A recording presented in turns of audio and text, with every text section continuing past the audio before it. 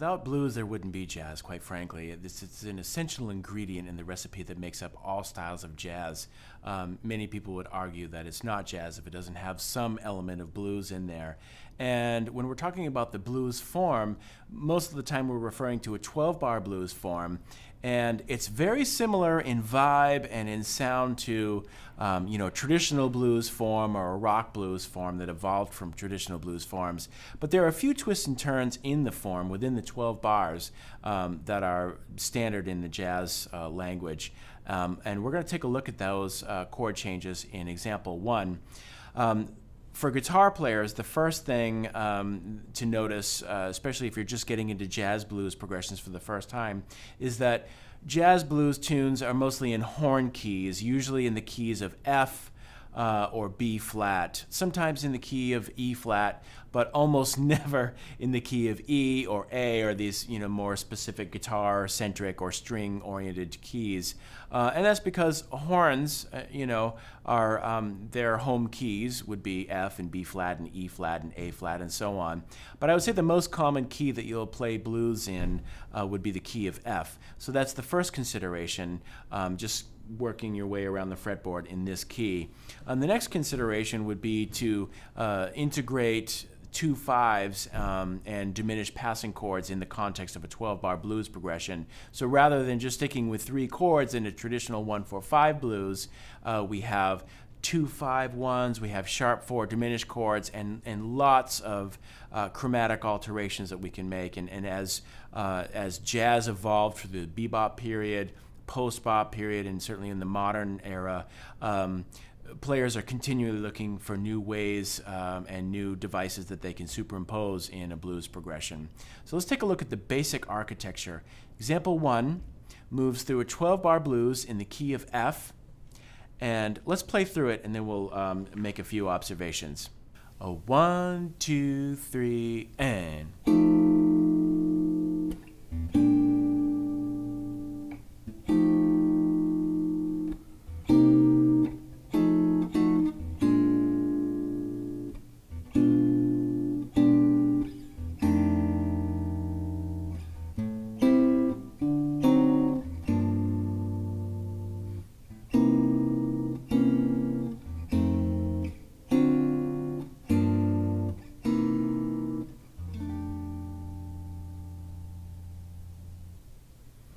Okay, a couple of things to note there. We start off with a 1 chord and then move right to the 4 chord, just as you would see in a traditional blues. And then bars 3 and 4 also outline the 1 chord. And one common cornerstone of all blues progressions, just about, is moving to the 4 chord on the second phrase or in measure 5 of the blues. Just about every, if you're going to call it a blues, it usually has that harmonic move in it. And in jazz blues, that 4 chord is set up with a 2-5 leading into that, and that's exactly what's happening here in the 4th bar. We start off with a C minor chord, moving to an F7, which is the tonic of blues, but in this case it's functioning as a 5 leading to the 4 chord, B flat. So, as such, we can alter it. We can put some altered 9s on top of that,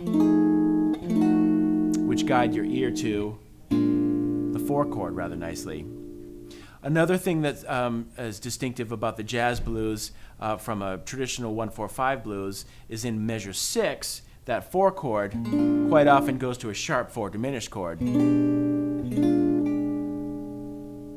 Just a nice little sound there before returning to the 1. And then instead of staying on the 1, we do another 2-5 approach to bar 9, which is the 2 chord.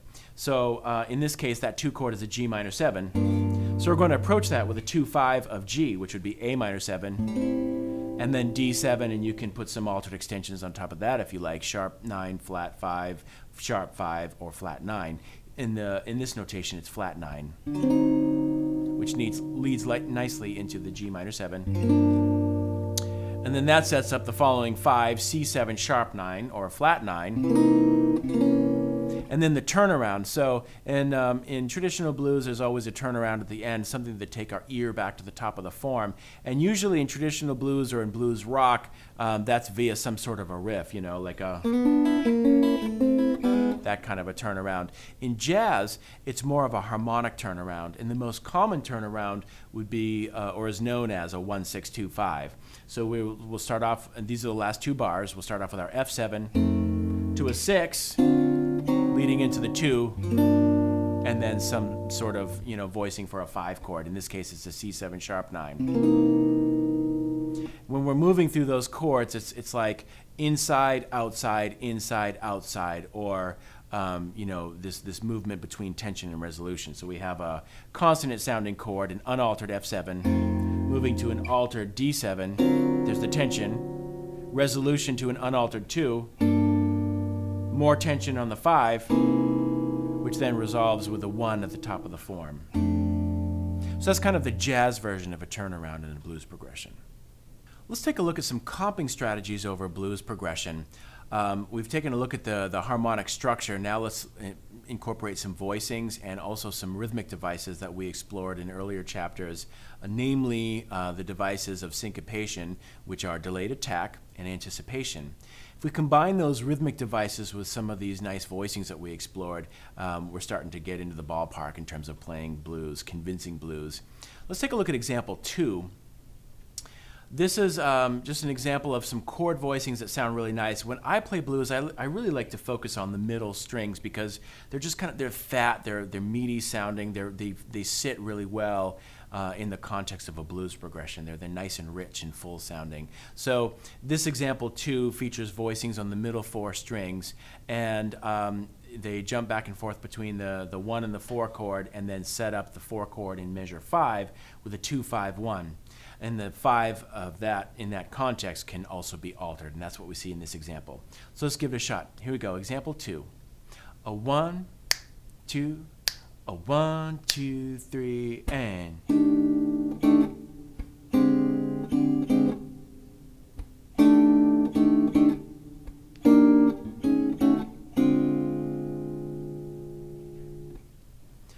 Example 3 picks up where we left off in example 2. With the next 4 bars of the blues progression. We're going to stay on that middle 4 string set and work through some voicings and incorporate diminished chords and a little chromatic approach to the 1 in measures 2 to 3 with the E9 moving up to F9. So here we go. 1, 2, a 1, 2, 3, and.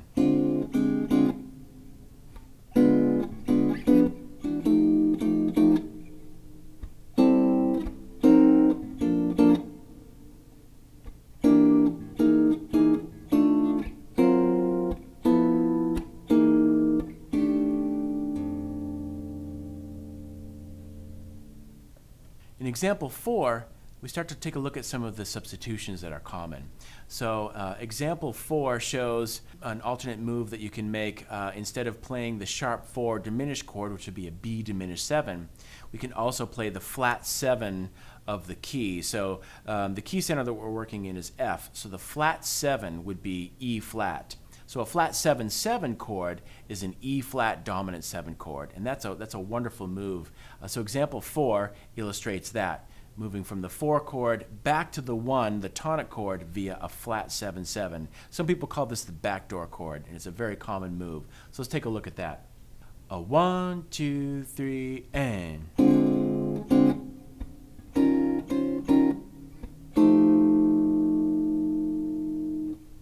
The next 2 examples, examples 5A and 5B, explore a couple of different moves that eventually lead us to the last phrase of the blues. So typically in our standard blues progression that we looked at the beginning of this chapter is on measures 7 and 8. We go back to the tonic, and then we set up the 2 chord that happens in bar 9 with a 2-5. But there are a few different ways that we can connect to that 2 chord. One way in example 5A is to move chromatically down in half steps to the D7, which then is the 5 of the 2 chord.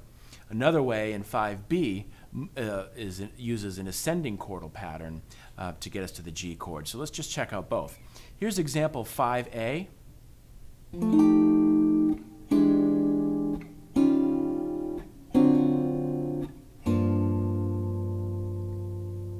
And just as we saw earlier with our normal turnaround in the blues, we're kind of going back and forth between a consonant chord or an inside chord, we can say, a chord that does not have inherent tension in it, to a chord that does have tension. So we're starting off with a 1 chord. Obviously that won't have tension, and that's going to be just a dominant 9. But then we'll move to an E7 chord that will have an altered extension on it. And it's also a common tone of F9. It sounds really nice.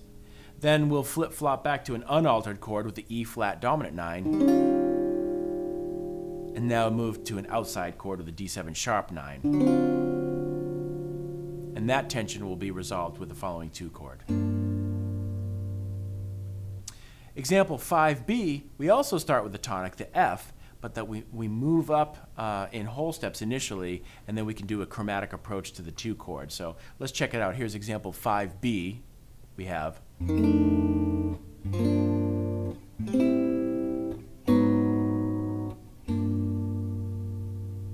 Many of you will be familiar with that sound if you know Stormy Monday. T-Bone Walker was a great blues player and jazz player, and he incorporated a lot of jazz harmony into his urban blues style.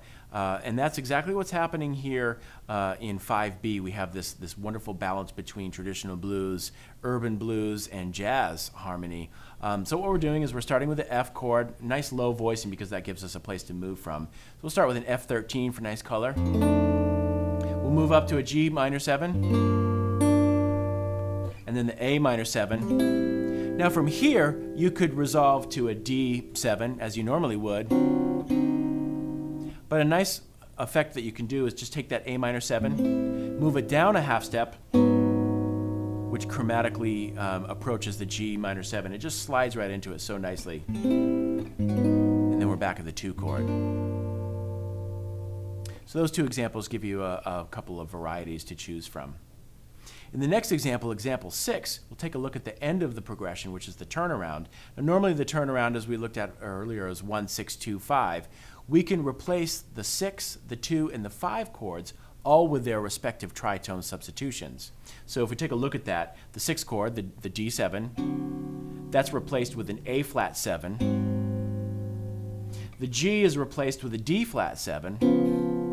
And the C7 is replaced with a G flat 7.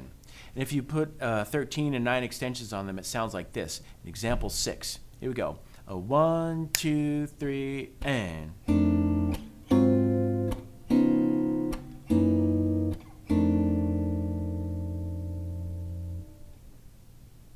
Example 7 illustrates very clearly how these tritone substitutions work. So we have D7, A flat 7.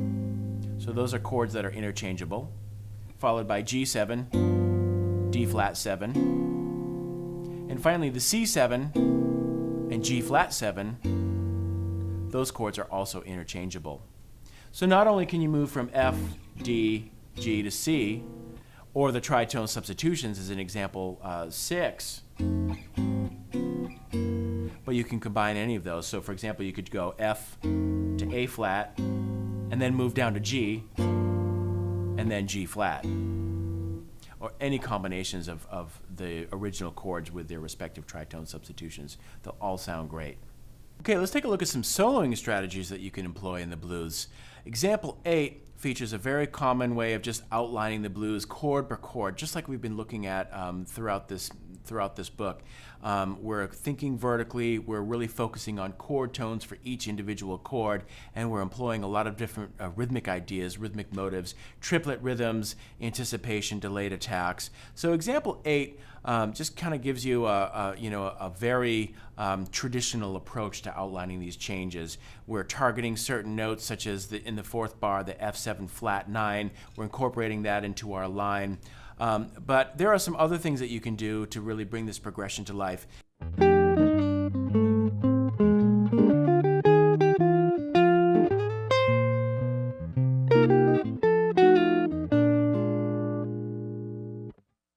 In example 9, we take a look at chromaticism, and we're just really taking the line from example 8 and adding a few more chromatic approaches in there.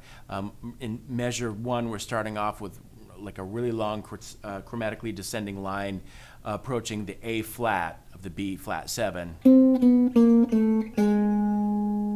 And And then we move right up the arpeggio of B flat 7.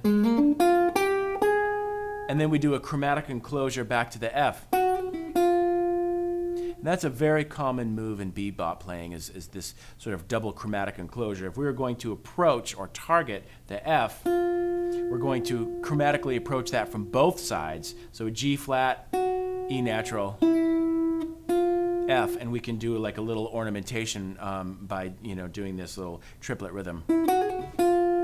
Or either one will work fine, but F sharp to G natural down to E. We've basically exhausted all of the possibilities except for F, all of the the neighbor tones there. So there's lots of different variations on that theme. Looking forward, the last two measures of this particular example, you can also use chromaticism in your chord that you're outlining. So previously we had a C minor 7 moving to an F7 chord, but in this particular example we have a C minor 7 that's outlined here, and then we can move chromatically down to a B7 or a B triad and outline that, and then move down another half step chromatically to B flat 7. And that's really nice to play a B7 triad over an F7 because you're implying a tritone substitution in your lead line.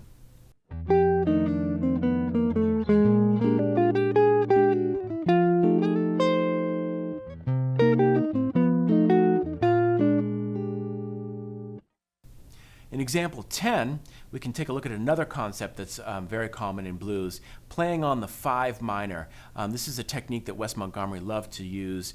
George Benson uses this technique. It's really a wonderful sound. So the idea is that on every chord, you can play ideas, minor ideas, on the 5 of that particular chord. So for example, if we're working with an F7, we can play C minor ideas because C is the 5 of F. So that's what's happening here in the first bar. We're basically outlining a C minor triad, or C minor 7, and that moves right into an F minor 7 idea, which is happening over the B flat 7 chord. So F is the 5 of B flat. So over this B flat 7 chord, we're going to play F minor 7 ideas. Back to a C minor over F7. Then on our 2-5 of B flat, on the C minor 7, we're outlining a G minor, and then we'll just use a chromatic approach and outline F sharp minor 7 over the F altered. And we saw this device in earlier chapters, but it's a really great chromatic move. We can go G minor to F sharp minor 7, outlining this F altered sound, and then resolve that to an F minor over the B flat down another half step.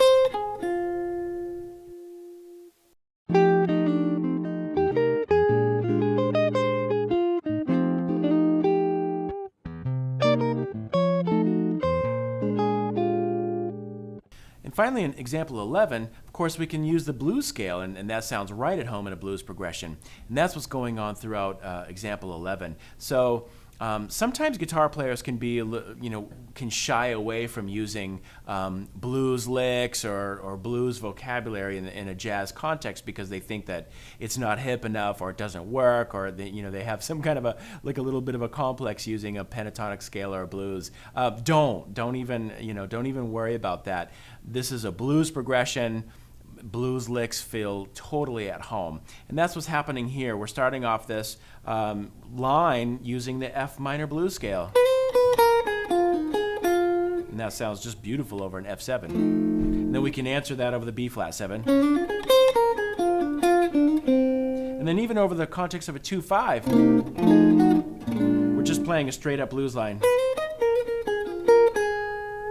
And that, again, is a very refreshing way to approach a blues if you're playing a lot of, vertical approaches, a lot of chromaticism, a lot of bebop lines. Just starting and finishing a phrase with a solid blues idea or a blues lick can be a really powerful statement in the context of your solo.